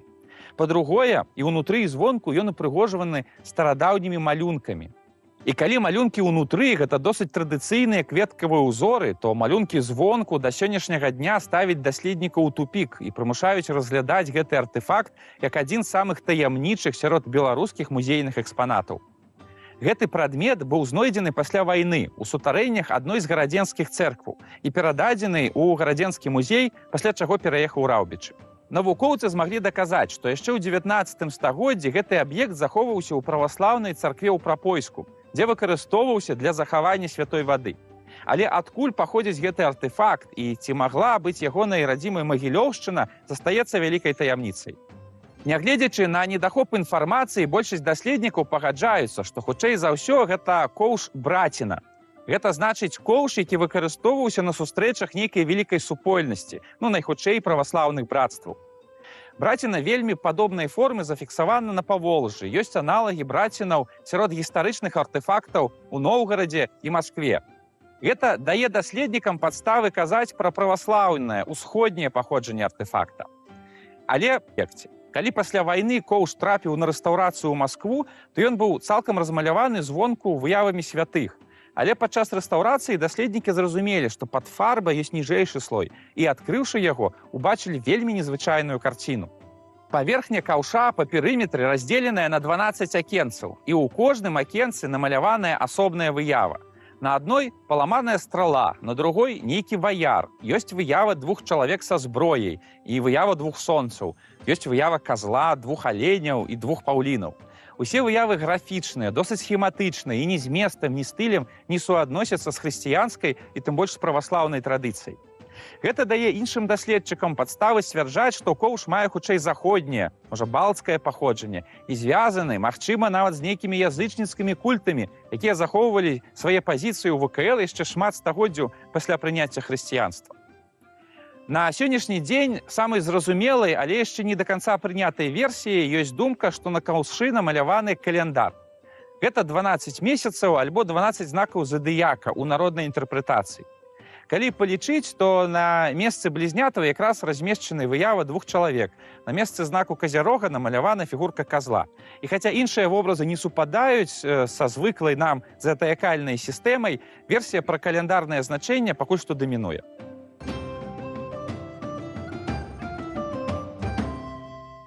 Як коўшык, асаблівая падзяка Цімоху Кудовіча за цудоўную гісторыю каўша асілка. І вось, дарэчы, рэч, пра якую зараз мы пагутарым у нашым эфіры, калісьці зусім нядаўна была яшчэ вельмі няпростай, а цяпер вялікая колькасць людзей проста не ведае, як без яе жыць, працаваць, вучыцца, адпачываць і нават камунікаваць. Што гэта, загадка? Гэта простая загадка, гэта штучны інтэлект, таму што ён зараз ужо паўсюль. Ну, калі вы думаеце, што вы жывеце без штучнага інтэлекта, я вас хочу упэўніць, што вы памыляецеся, таму што нават у самых простых ужо смартфонах ён існуе. Ён існуе ва ўсіх браузерах, у Google Chrome, у Edge Microsoft'скі, ва ўсіх тых праглядалках інтэрнэту. Карацей, настала эра штучнага інтэлекту. Дарагі сябры, ці вы ім карыстаецеся свядома, якімі праграмамі і што вы з ім робіце? Раскрыйце свае сакрэты ў нашым чаце. Мы чытаем, памятайце, Андрэй чытае, таму пішыце пабольш каментараў. Можаце нават пісаць каментары праз штучны інтэлект. А мы пісаць не будзем, але пагутарым ужо пра гэта з нашым госцем у студыі, правда? Так, з намі аўтар праекту Easy AI Зміцер Смірноў. Зміцер, добры дзень. Вітаю, сябры. Прывітанне, Зміцер. Ну што рабіць з гэтым штучным інтэлектам? Як яго вышчаміць? Дзе ён? Баяцца, не баяцца? Баяцца, не баяцца. Зараз вось школьны сезон пачынаецца, дзеткі ідуць школу. Шчыра скажем, што там, все сачынения, рэфератики, да, што там задаюць, какие-то праектики, прэзентажкі, все гэта зараз можна вельмі лёгка рабіць з дапамогай штучнага інтэлекту. Але як пры гэтым не згубіць уласны інтэлект и развивать детей? Вось, подкажи нам, калі ласка. Ну, прежде всего я хочу сказать, что искусственный интеллект — это уже не что-то из разряда «хорошо» или «плохо». Это то, что просто существует вокруг нас. Это просто инструмент для нас зараз? Да, это инструмент, но этот инструмент, который уже плотно вошел в нашу жизнь и оттуда уже точно не уйдет. Вот, поэтому говорить, что плохо или нет, стали ли мы тупее или нет, ну, это как, например, рассуждать, нужно ли детям использовать калькуляторы в домашней работе или нет, или они должны в уме все считать, или там, могут ли они использовать интернет для подготовки своих рефератов, или они должны надо идти в библиотеку. Я памятаю, я так робила калісьці, але уже зараз так не робяць. Да. То есть это то, что раньше было так, а сейчас это уже просто по-другому. Поэтому хочешь, не хочешь, запрещай, не запрещай, все равно все будут его использовать так или иначе. Ну і, канешне, адразу ўключаюць людзі штучны інтэлект там, дзе, напрыклад, выкладчыкі патрабуюць ад іх то, што называецца тупа пісаць нейкія здаравенныя тэксты, там быццам бы гэта ёсць прыкмета адукаванасці. Я думаю, што гэта такі, ну, калі б не было штучнага інтэлекта, то студэнты і школьнікі б яго вынайшлі. Але, ну, смех смехам, штучны інтэлект усё роўна, ён такі небяспечны, вот, з майго пункту гледжання, калі ты сам не ў тэме, можна даверацца парадам штучнага інтэлекта альбо тым выдуманым фактам, а гэта, ну, бывае, што штучны інтэлект нешта прыдумвае. І вось як бяспечна карыстацца штучным інтэлектам, калі ён ужо данасць? Здесь тут нужно так сказать, что вот учителя, которые, скорее всего, будут запрещать или будут говорить, что нет, нельзя этим пользоваться, сами делайте, естественно, дети это будут делать. Самое цікаве, что наставники сами, напевно, користаються. Да, безусловно, я думаю, что да, это безусловно. Так вот, что я хотел сказать, что, во-первых, нужно, по-хорошему менять систему образования, чтобы он был там в какой-то степени включен. Как минимум, преподаватели должны объяснять детям, что да, мы знаем, что вы пользуетесь искусственным интеллектом, но я вам хочу кое-что показать, что вот смотрите, здесь он неправильно отвечает, здесь он ошибается, здесь он еще третье, десятое. И когда дети это понимают, и они уже не доверяют ему, то есть этому искусственному интеллекту в полной мере. То есть они не отдают ему, там, не знаю, там, домашнее задание «сделай мне», и потом просто бегут, и вот мое домашнее задание. Просто вот нужно объяснять им, а это первый момент. А второй момент, что каким-то образом это должно быть интегрировано в систему обучения. То есть, к сожалению, наша система образования, она очень закостенелая, вот, и что-то туда внедрить. Я помню еще, когда мне дома уже стоял персональный компьютер, я учился в 90-х в школе, мы в школе, я приходил в школу, мы на корветах, старых каких-то советских компьютерах. О, корвет. Да, мы там что-то пытались программировать на бейсике. Зачем? Мы запускали змейку такую, я ездила, ловила яблоки. В общем, то есть система просто не успевала. И сейчас, мне кажется, вот мое опасение то, что просто сейчас это будет не успевать. А если кто-то ленится что-то там добавить в эту программу, то проще запретить. Все, мы вам не разрешаем. Это докладно. Мы любим, ведаем, что у нас любят все просто забараніць. Хорошо, але мы разумеем, што ёсць яшчэ такі этычны бок карыстання штучнай інтэлігенцыі. Вось, напрыклад, такое ж пытанне паўстае ў нас у рэдакцыі. Наколькі этычна там і для чаго мы можам выкарыстоўваць штучны інтэлект? Ну, маўляў, ці можа напісаць ён сюжэт за нашага калегу Руслана, альбо правесці за нас праграму, пакуль яшчэ не можа. Што ў школе, наколькі этычна і у якой меры вось ты асабіста бы рэкамендаваў дапусціць штучны інтэлект? Слушайте, во-первых, даже чат GPT, понимая вот эту текущую проблему, недавно там появился новый режим обучения. То есть он не дает ответ, он как бы предлагает дойти до этого ответа. И вот использовать для таких историй, мне кажется, очень круто. Использовать для каких-то обучения языков, каких-то простых вещей, где он на 99% не будет глючить, не будет галлюцинаций, тоже хорошая история. Развивать какую-то креативность, там, например, не знаю, сейчас из головы что-нибудь придумаю. Учитель биологии попросит детей сгенерировать цветы, которые могли бы расти на Марсе, например, и объяснить, почему именно такие цветы там могут вырасти. То есть, и вот классный приклад, подобается. Да, добрый. Ну и получается, что... То есть вот что-то новое вносить в программу, понимая, что у нас есть уже вот этот чат GPT и остальные GPT. Вот это было бы здорово. Хочу похвалиться досведом моего сына. 11-гадовы хлопчук пришел, каже, хочу стать мультимиллионером. Кажу, як ты збираешься разбогатеть? Он каже, тата, я набрал на золотую жилу, я научился генерировать рилсы на историчную тему, я там задаю, и рилсы, которые буду размещать у YouTube. 5 рилсов вот так он сгенерировал, сапраўды, насобрали по 2-3 тысячи проглядов. И я таки думаю, вот это, тема. А я сам, мне потрібно было такую вырашить простую задачу, автоматизовать працу, которая была звязана з тим, що треба аналізувати там певні публікації у телеграм-каналі. Коротше кажучи, з допомогою штучного інтелекту, я, который ни разу не программовал у житті, за 45 минут я написал программу парсер на языку Python, которая программа збирає мне все спосылочки, тексты, анализуя там, у табличку, это все, это абсолютно реально. И я вот про что подумал, что мне здається, вельми важно у користанні штучним інтелектом навчитися вось гэтыя промты правильно пытанні задавать. Вот як гэтаму навучыцца, Зміцер? Прежде всего, можно спросить у самого чата GPT, например. Скажи, но почему нет? Да, скажи, как вот правильно тебе написать промпт, чтобы ты делал вот именно так, в таком-то виде. Это самый простой, на самом деле, способ.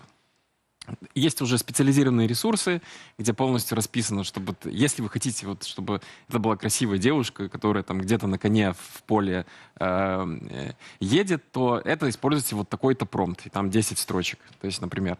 Ну и на самом деле пытаться самому экспериментировать, доходить до этого. Ну, самое, наверное, важное, какой-то комментарий, если очень кратко, четко формулировать цель. Там, если вам нужно сгенерировать девушку, например, ну, опять же, возвращаясь к этому, я имею в виду картинку. Да. Или кукурузу с маслом. Да, ну, например, да, то нужно четко написать, что кукуруза должна, ну, если мы говорим про кукурузу, должна быть желтой, должно быть там сливочное или подсолнечное масло, сковородка такого-то примерно размера, там, например, там, если там что-нибудь такое. И так далее, и так далее, и так далее. То есть вот это все просто подробно прописать. И потом обязательно, прошу прощения, и потом обязательно добавить, перепроверить результат, сделай все качественно. Перепроверяем результат. 5 топ-праграмаў ці аплікацый са штучным інтэлектам, якія могуць быць карысныя для наших детей у школах. Что порекомендует наш специалист Змитер? Слушайте, я на самом деле считаю так, что я вам не смогу порекомендовать. Опять же, у меня к вам самое простое, что может быть, это спросить у чата GPT, исходя из моих потребностей. А что-то, ну, вот есть, допустим, условно чат GPT, ну и остальные там, например, Perplexity, там, Gemini и так далее. Grok, да. Это просто какие-то базовые модели, которые, в принципе, универсальны. Но сейчас появляется все больше программ, все больше вот этого искусственного интеллекта, то есть программ с искусственным интеллектом, которые очень узкоспециализированы. Там, например, вот я очень активно использую программу, которая делает summary звонка в Google Meet, например. Она очень хорошо, четко выделяет, структурирует и так далее. Все очень здорово, классно. То, что раньше это делалось обычно вручную, например. Но, опять же, узнал я о ней, спросив чат GPT. Потому что программы появляются каждый день. Какие-то исчезают, какие-то новые появляются. Есть какие-то базовые, вот их использовать в любом случае. Там, я не знаю, Midjourney для генерации картинок, например. Но, опять же, чат GPT сейчас отлично с этим справляется. Что еще, допустим, полгода он плохо делал.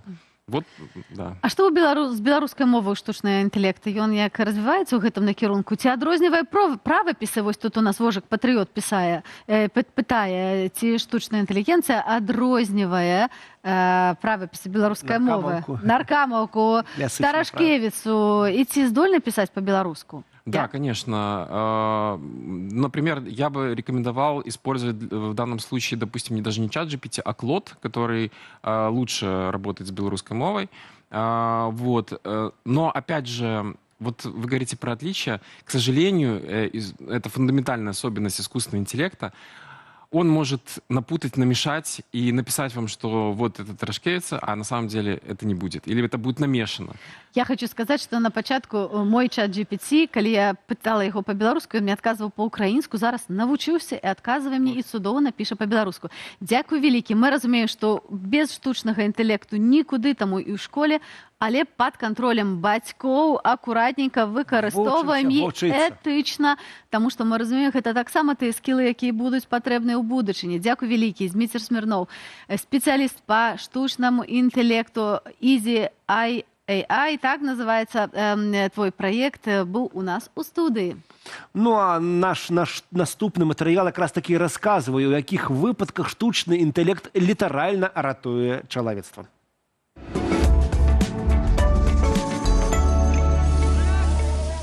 Сёлета Еўропа зноўку змагаецца з буйнымі ляснымі пажарамі. І тут на дапамогу людзям прыходзіць штучны інтэлект. Гэтак Францыя ўклала велізарныя грошы ў апгрэйд нацыянальнай сістэмы пажаратушэння ад беспілотнікаў да адмысловых камераў, якія, дзякуючы ўбудаванаму штучнаму інтэлекту, дапамагаюць выяўляць пажары вельмі хутка і яшчэ на ранняй стадыі.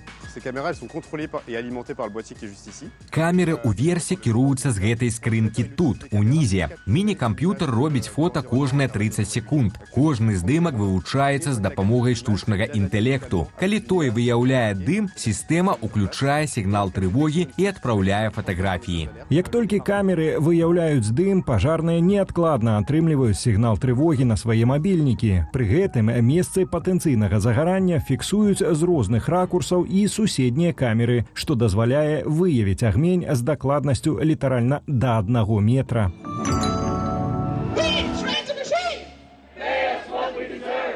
Тым часам у Берліне працаўнікі нямецкага аддзялення кітайскай сацыяльнай сеткі TikTok чарговы раз абвясцілі страйк, зноўку ж праз штучны інтэлект. Паралельна з акцыяй пратэсту у берлінскім судзе адбылося паседжанне, у якім працаўнікі TikTok намагаюцца абараніць свае працоўныя месцы. Усё праз планы кіраўніцтва соцсеткі распусціць мясцовы аддзел, які займаецца мадэрацыяй публікаванага ў TikTok контенту і перадаць усе функцыі, у тым ліку штучнаму інтэлекту. Мадэрацыя контенту у прыватнасці вымагае такіх людзей, як я, эмпатыі, якой у штучнага інтэлекту няма. Тым больш, што штучны інтэлект перадузяты, то бок ён не ў стане выявіць нюансы дыскрымінацыі у дачыненні канкрэтных людзей. Калі ж кіраўніцтва соцсеткі ўсё-такі аддасць перавагу не людскому, а штучнаму інтэлекту, то працу ў Берліне страцяць прынамсі 160 чалавек. І гэта толькі пачатак.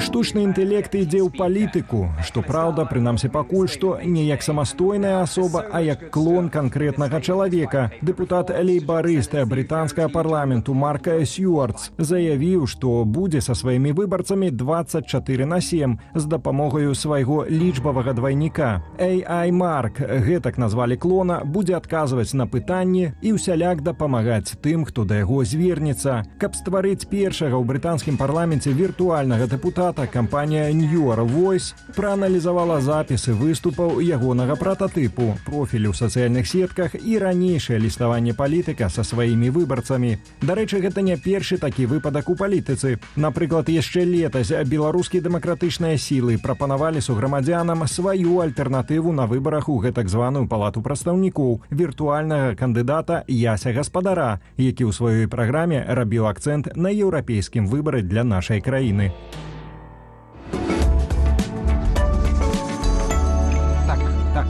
Так, я що під впливом штучного інтелекту. Андрей, признайся чесно, тебе штучний інтелект пужає чи ні? Ні, мене не пужає, а тільки допомагає. Він мій сябр. Правильно, чого мене бояться? А мене особисто пужає відсутність інтелекту. Штучний чи не штучний? Любого, і того, і того. Любого. Ну, короче, ну что там пораешь? Не по штучному, так, по реальному житті. Куди пойти? Все-таки субота, неделя, отпочнуть треба, правда? Так, ну і... А інтелекту штучного так само. Розповіду вам, куди можна пойти буде тягом наступного тижня. Ось акурат наприкінці гэтага месяца, у апошні дні жніўня, у ботанічным садзе пройдзе фінальны акорд юбілейнага сезону гарадскога пікніка вуліца Ежа. Гэта мерапрыемства, калі нас смачна кормяць і нешта неяк там, да. Значит, там что будут? Концерты белорусских гуртов, новые пляцовки для активного адпачынку, майстар-классы, барбершопы, розныя коктейли, боулинги. Карацей, упершыню, дарэчы, з'явіцца пікнік-станцыя з гульнямі для ўсіх узростаў. То бок можна будзе і нам паехаць, пагуляем настольны тэніс, кікер, джэнгу, ці проста адпачнем на шезлонгу. Карацей, нават калі вы прыйшлі туды без кампаніі, гэта не бяда, бо будзе спецыяльная зона, дзе можна знайсці себе сябра, ці нават каханне, паміж іншым. А на дызайнерскім маркеце можна набыць сабе все, што заўгодна. Карацей, сябры, 30-31 числа на вуліцы Ежы рады вас там будзем пабачыць. Тое, пра што ты расказаў, мяне яшчэ раз пераконвае, беларусы крэатыўныя і без штучнага інтэлекту. Безумоўна. І яшчэ адна крэатыўнасць, штосьці такое, што яшчэ нідзе вы не можете пабачыць, а у Менскім планетарыі можаце. Там так была доўгачаканая падзея, у пастаяннай экспазіцыі выставілі фрагменты метэарыта, які ўпаў на Беларусь у снежні летась. Ён стаў 7-м метэарытам на Беларусі, які зарэгістравалі, і яго ўдалося знайсці некалькі кавалкаў ад яго. І непасрэдна тут у планетарыі і выставілі. Таму, калі ласка, прыходзіць і паглядзець на яго можна бясплатна, калі вы проста прыходзіце туды на нейкі сеанс. 6 рублёў, так? 6 рублёў, всього толькі каштаць, і паглядзіце на штосьці, што прылецела, не ведаю адкуль нават. Шкада, што Беларусь толькі нешта ўсё прылятае, і нічога не вылятае. Хай бы ўсё злое і паляцела ў космос. Ну, ось дрон прилетів з Білорусі у Польщу, але таких подарунків нам не треба. Нам не треба. Ну, ось, карацей, приходьте, куди вам параю, будемо вас там чекати. Карацей, бачите, багато подій, ви можете пошукати так само щось у своїх городах, але, відомо, ми протягуємо раніцю, і у нас тільки далі позитивні емоції. І ми вернемося вже літерально праз некілька хвилин, каб дознатися, ведаєте про що? Ці заўсёды першае тату, ну, как бы, вы ведаеце, што такое тату. Гэта, як кажуць, крынж. А Андрей, раскажаце мае тату.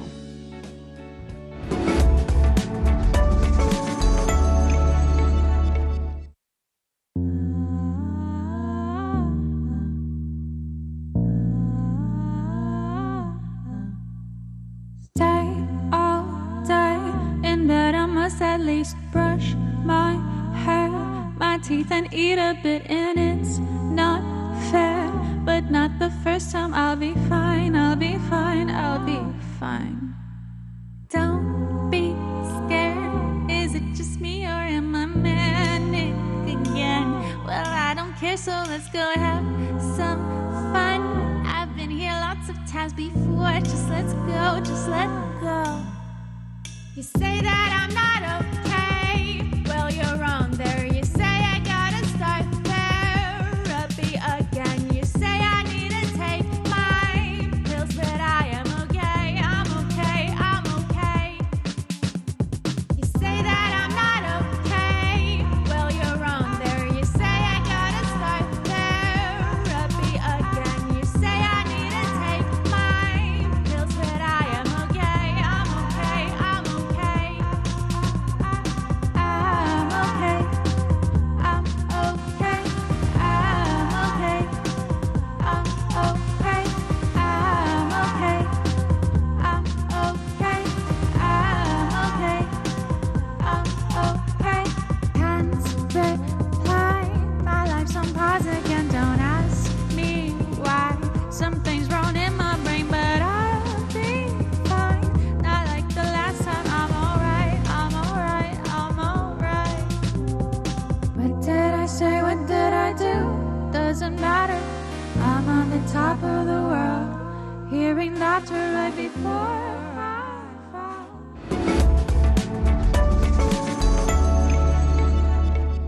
А мы ад музыкі вяртаемся на нашы канапы, вітаем нашу госцю, тату майстрыню Александру. Я вось думаю, у мяне тату няма. Мы запыталі ў Андрэя, дарэчы, таксама і у Анатолія няма.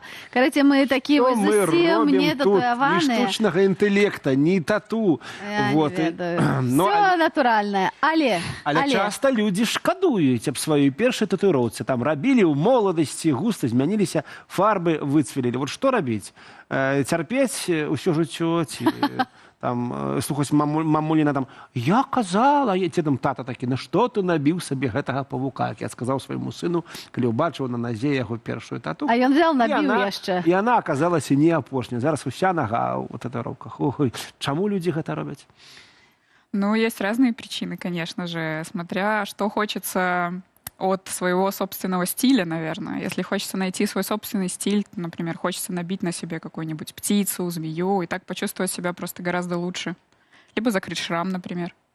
Ну, я першыя тату памятаю, такія былі там ДМБ-85, Вова, потом помню Лена плюс Славик у аднаго было, і он потом стирал Альбо такія тут женщины на всю грудь. Реально есть под грудью женщины. Ну, зразумела, чаму людзі робяць тату, таму што ну, хочуць прыгажосці дадаць, пэўна, на сваё цела, а чаму людзі вось перарабляюць ўсё-такі з гадамі. Я ведаю, таго чала ён малюе і набівае, перабівае. Но набил, например, себе человек портрет Пи Диди, и хочется его перекрыть, либо удалить. Да, либо Оксимирона, например. И человека обвинили в чем-то, или, например, это имя бывшего партнера, допустим. Ну, тогда, конечно, хочется переделать, либо убрать совсем лазером, либо перекрыть другой татуировкой. І гэта реально магчыма. То бок зараз тэхналогіі дазваляюць нам выбіць адно тату, вывесці як бы фактычна лазером. Гэта каштоўна, дорага, больно. Ну, насчет цены, конечно, я точно не скажу. Я проверяла, но было где-то от 300 злотых до 1000. И может понадобиться примерно год или даже 1,5, чтобы вывести татуировку. Конечно, проще всего пойти и сделать, например, коррекцию, освежить татуировку. Если она, например, потеряла яркость, то почему бы не добавить этой яркости? Я бачу, у вас есть татуировка Соника. Можно было бы его там жоўтым колеру еще додать, да, и будет например, такой свеженькая Например, Соника. конечно, потому что татуировка, она находится в самом стабильном слое кожи, называется дерма, а мы смотрим на нее через эпидермис. Эпидермис всегда более белесый, поэтому татуировка сама по себе может выглядеть чуть серее. Она не на самой поверхне, она как бы на глубине. Да, да, все верно. Если бы она была на самой поверхности, то, конечно, она бы быстро обновилась, выпала, ее бы просто не осталось. Поэтому ее нужно забивать именно в стабильный слой. А на што звяртаць увагу, выбіраючы, там, не знаю, майстра, да, там, на соцсеткі, не знаю, там, на нейкія рэкамендацыі, таму што, ну, можна ж нарвацца просто на фада, які возьме табе не тату зробіць, а просто калецтва. Да, конечно, к сожалению, такого Вот действительно очень много. Майстра, на что? Ну, конечно же, большинство мастеров ведут Инстаграм, и в Инстаграме есть актуальное, и чаще всего его называют healed, либо зажившие татуировки. Лучше всего смотреть на то, как зажила татуировка у данного мастера, к которому вы хотите пойти. Но вообще, конечно, лучше посмотреть, что позиционирует мастер, комфортно ли вам с ним будет на тату-сессии. Если татуировки выглядят вот так, как на видео, например, сейчас, это значит, что татуировщик сильно перетравмировал кожу. И вот татуировщик, который уже лучше, то есть не нужно делать ошибку и идти к тому же татуировщику и уповать на то, что у него появилось больше опыта, например. Татуировщик, который работает сейчас, он делает коррекцию этой татуировки. Вот она освежается, и это уже интересный плюсик. А здесь, например, это очень старая татуировка цветов, которая уже чуть-чуть расплылась, но ее можно перекрыть не полностью. То есть, например, перекрытие... Шматслойнасць зрабіцца вельмі цікава выглядае. Что еще раз? Шматслойнасць, в сенсе, были клеточки, и зараз такие череп. Все верно. Причем клетки, например, выцвели, цветы, точнее, выцвели, и не хочется их переделывать, делать их снова черными. Вот нравится, что они выглядят серыми. И почему бы не добавить такую центральную композицию, как красный череп? Очень красиво. А ось ми бачимо, що тут такий велізарний шнар, на який надівається фактично, як біжутерія, такі ось пригожа кветочка, так? І гэта реально можно так зробить, и не будет бачно? Да, конечно, но мастер должен работать в основном именно со шрамами. Это очень тяжелая работа. То, что мы сейчас видим, это высший пилотаж. Работа со шрамами сложна тем, что на шраме отсутствует как таковая дерма. То есть мы не видим, мы не понимаем матрикса под кожей. То есть его нету стабильного... Такой рубец сплошный отрымливается. Да, он либо выпуклый рубец, либо это более впалый шрам. Ну и, конечно же, зависит от того, как иголка будет входить в кожу, что именно будет ощущать человек. Нельзя перетравмировать кожу, потому что она уже и так превратилась в шрам. Ось ми розмовляли про те, на що звертати увагу. Я би ще звертала особисто увагу на гігієну, що повинно бути у тату-майстров, що вельми істотно, каб було стерильно, каб сапраўды не мець потім ніяких проблемов. Сертификат тату-майстра. Ну, это на самом деле не обязательно. Но можно, конечно, всю стену увешать там дипломами, сертификатами. Опущена санстанция города Варшавы. Ну, вообще мастера чаще всего работают в салонах, и это очень важно, потому что в салонах есть все необходимое для того, чтобы хорошо обеззаразить, закрыть площадь, с которой будет проводиться работа, например, закрыть полностью кушетку, пройтись перед этим спиртом, ну и так далее, и так далее. То есть, по сути, подготовить все, как будто бы сейчас будет хирургическая операция. Но она не будет такой масштабной, естественно. Внутрь никто лезть не будет. А вот все-таки есть люди, которые, как это называется, довольно экстремально относятся до татуажа. Там, хочу себе татуху, там, чайку над брывом, а потом, на что я зробила? Вот все-таки, может быть, у тебя есть такая рекомендация. Як не зробити помилку? Да, як не зробити помилку, робячи там... Ну, як чоловіку, да, як обираєш, тому що, наприклад, от є російський співак, там повністю забит весь твар, і не він один такий. А что Моргенштерн, да, у которого там, його там і 666, там, і потім уже я ведаю, що він забивав вот это. От, до речі, він уже зараз акурат позбавляється гэтых своїх тату. Да, да, это правда. Не знаю, откуда я знаю эту информацию. Як утриматися від гэтых імпульсивних рішень? Ну, конечно, если татуировщик вам говорит, давайте лучше не будем этого делать, то лучше довериться татуировщику и лучше этого не делать, конечно же. Потому что татуировщик знает, если вы хотите чайку над бровью, то, скорее всего, вам скажут, а ты точно хорошо подумал? А может быть, мы сделаем не над бровью, а где-нибудь на шее, например, не на открытом участке лица. И, конечно, стоит доверять. Обязательно. Поэтому нужно идти к человеку, с которым будет комфортно, который позиционирует то, что вам близко. Александр, яшчэ один від татуіроўкі, які зараз вельмі папулярны, гэта татуаж. То бок, гэта брыві, гэта нейкія стрэлкі, гэта вусны, перманент. Ну, вось это все. Часам гэта спачатку выглядае вельмі прыгожа, а потым выцвітае, плыве кудысьці, выглядае так сабе. Вось як тут правильно паступіць, сапраўды аднаўляць, потым не аднаўляць, выбивать лазером. Но я не экспертка конкретно касательно перманента. Я примерно понимаю, что работа схожая. но там немножко другая техника, немножко другие краски, и кожа на лице обновляется гораздо быстрее. Поэтому татуаж на лице нужно обновлять, например, каждый год. И это абсолютно нормально. Конечно, нужно идти к человеку. Этот перманент не такой уже и перманент.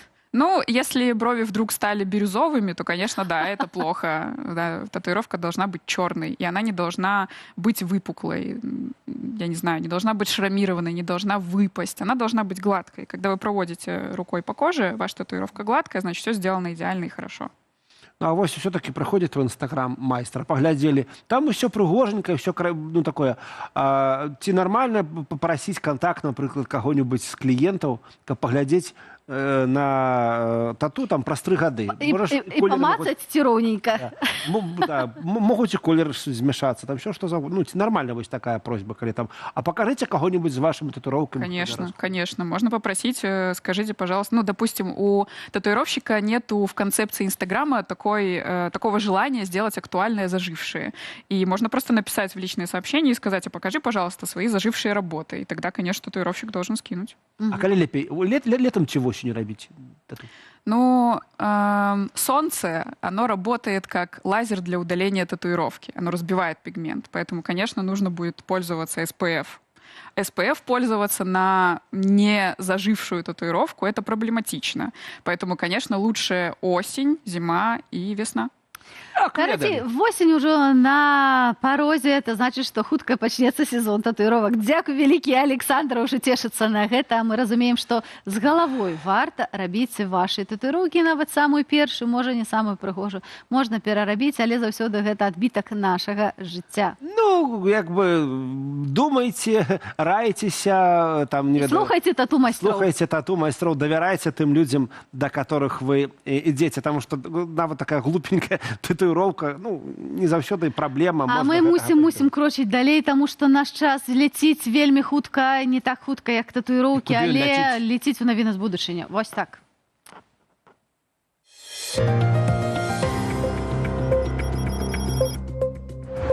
У каго свае самалёты і верталёты, ды цэлы аўтапарк праблемаў звычайных людзей не разумее. Але ж мы ведаем, што з грамадскім транспартам у нашай краіне, мякка кажучы, кепска. А таму варта зірнуць, як у Нямецчыне вырашаюць праблемы. Такое комфортное аўто даставіць пасажыра ў патрэбны пункт. І гэта не таксоўка, аўтамабіль грамадскага транспарту. Уяўляеце такое? Пасажыры выклікаюць машыну праз мабільную аплікацыю, але за стырном не чалавек, а штучны інтэлект. Аўтамабіль працуе на біяпаліве, арыентуецца з дапамогай камераў і праязджае вуліцы максімальна асцярожна. На экране можна назіраць за тым, што бачыць штучны інтэлект. Гэта вельмі асцярожны, ураўнаважаны кіроўца. Так што для мяне гэта была сапраўдная прэм'ера. Я пачуваўся ў поўнай бяспецы падчас паездкі. Ініцыятары праекту Кіра спадзяюцца, што цягам 5 гадоў такія аўты заменяць частку звычайных аўтобусаў, асабліва ў сельскіх рэгіёнах, дзе ўжо сёння не стае кіроўцаў.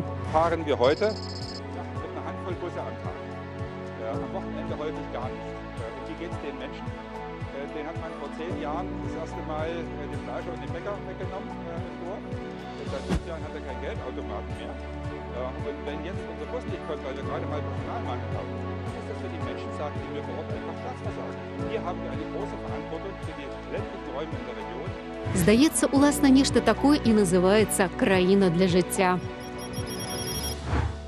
Будаўнічыя матэрыялы даражэюць. У Расіі за лета кошты на цэглу і цэмент паводле прагнозаў падаражэюць на 20%. Цяжэй спрагназаваць, што будзе з нашым абольскім керамічным заводам, прыбытак якога лета склаў 2 мільёны рублёў, а страты 3 мільёны. Застаецца спадзявацца на мадэрнізацыю і тое, што кіраўніцтва паглядзець наш наступны сюжэт. Дом мары неўзабаве можна будзе пабудаваць, не здзіўляйцеся, з будаўнічага смецця. Зносіцца стары дом, матэрыял перапрацоўваецца і паўстае новы будынак, якасны ды ў разы таннейшы. У Шатландыі кампанія Кенатэк запусціла вытворчасць кейбрыку, цэглы, якая на 90% складаецца са старога будаўнічага смецця, камянёў, друзу, цэгляных абломкаў. І галоўнае, яна вырабляецца без абпалу, з мінімальным спажываннем энергіі. Традыцыйныя будаўнічыя матэрыялы здабываюцца з абмежаваных прыродных рэсурсаў зямлі. Мы атрымалі унікальны прадукт, які паводле тэхнічных параметраў не саступае звычайнай цэгле. Кейбрык рыхтуецца да ўводу на еўрапейскі рынок. Завод у Іст-Лоўдзіне здольны выпускаць да 4 мільёнаў цаглінаў за год.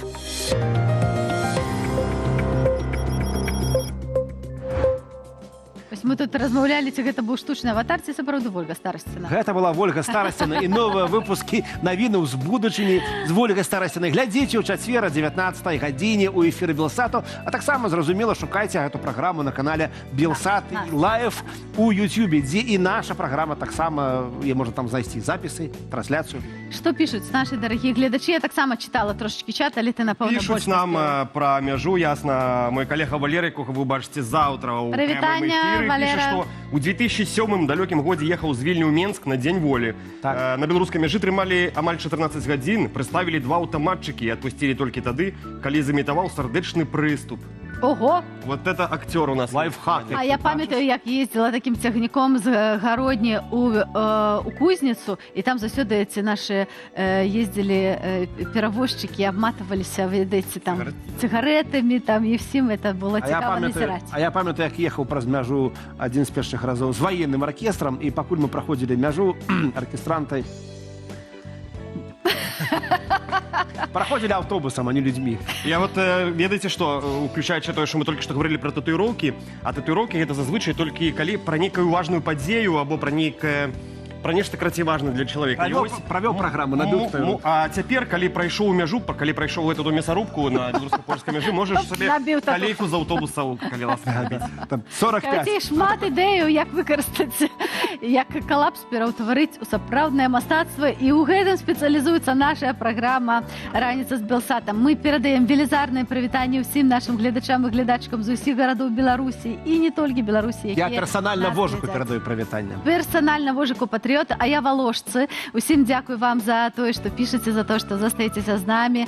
Хай нарэшце ўсё будзе добра і спакойна ў вашай хаце. Памятайце, сёння дзень салодкую кукурузу і дзень назірання палётаў гэтых божых каровак. Баговак. Так што ідзем все шукаць у палі, лясы і паркі баговак і насалоджваемся гэта лета. І не бойцеся, што мы за багоўкамі. Мы за багоўкамі. Всё, пока.